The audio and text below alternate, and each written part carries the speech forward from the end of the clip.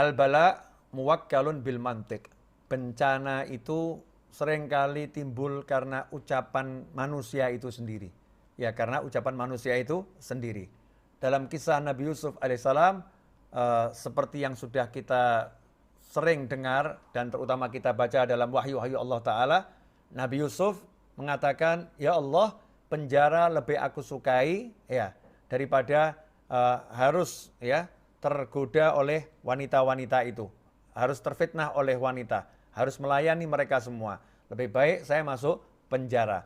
Akhirnya Nabi Yusuf masuk ke dalam penjara, selamat dari godaan wanita, masuk ke dalam penjara. Ini salah satu contoh yang ada di dalam Al-Quran. Salah satu contoh yang ada dalam Al-Quran.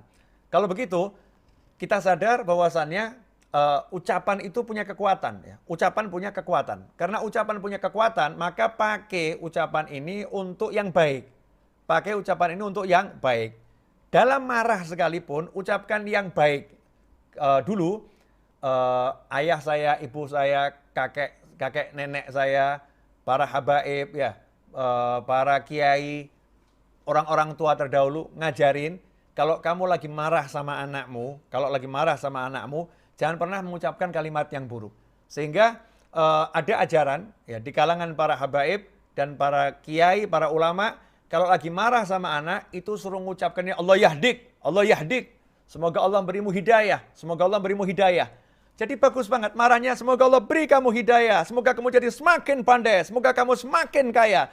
Jadi marahnya itu doa yang bagus. Itu orang-orang terdahulu tuh gitu. Nggak mengucapkan kalimat-kalimat yang negatif. Nah, makanya kita harus belajar ngomong yang baik. Sabda Nabi Muhammad SAW, siapa beriman kepada Allah dan hari akhir, fal yakul khairon aw liyasmut.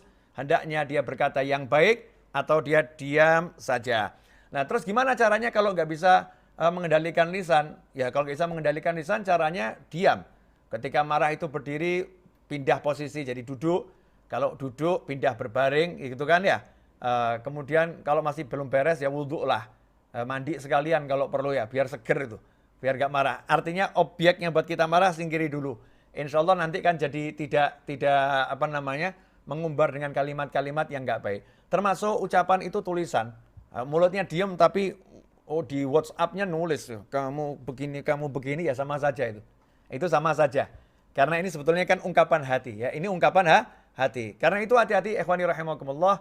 Jaga lisan kita, tiru ulama-ulama terdahulu, tiru orang-orang soleh terdahulu, walaupun dalam keadaan marah, ngucapnya yang baik. Semoga Allah beri kamu hidayah. Ya, semoga kamu semakin kaya. Oh, itu ada orang yang menipu orang ya. Ada orang yang menipu orang atau mencuri barangnya orang. Kita masih ingat Sayyidina Abdullah bin Mas'ud radhiyallahu taala anhu ketika di pasar barangnya dicuri. Ada pencuri mencuri barang Sayyidina Abdullah bin Mas'ud radhiyallahu taala anhu. Pencuri nih ya, ngambil barangnya. Lari pencurinya. Sayyidina Abdullah bin Mas'ud itu angkat tangan doa.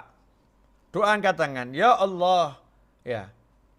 Kalau dia mencuri karena memang butuh, kepepet, ya nggak punya apa-apa, kepepet. Kalau nggak makan dia mati. Dia mencuri karena itu, ya Allah, jadikan hartaku yang dia curi halal dan berkah untuknya. Masya Allah.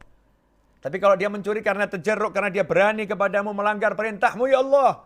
Ya, perintah untuk tidak mencuri, larangan mencuri dia langgar. Maka ya Rabb, ampuni dosa-dosanya ya Rabb. Ampuni dia ya Allah. Masya Allah. Yang keluar itu bagus. Mintakan ampunan. Menjadikan hartanya berkah. Sementara kita kalau ada orang mencuri harta kita. Ya Rabb, mudah-mudahan orangnya itu masuk ke dalam jurang. Mati putus kepalanya. Masya Allah. Na'udzubillah min dzalik. Yang keluar kalimat-kalimat yang buruk.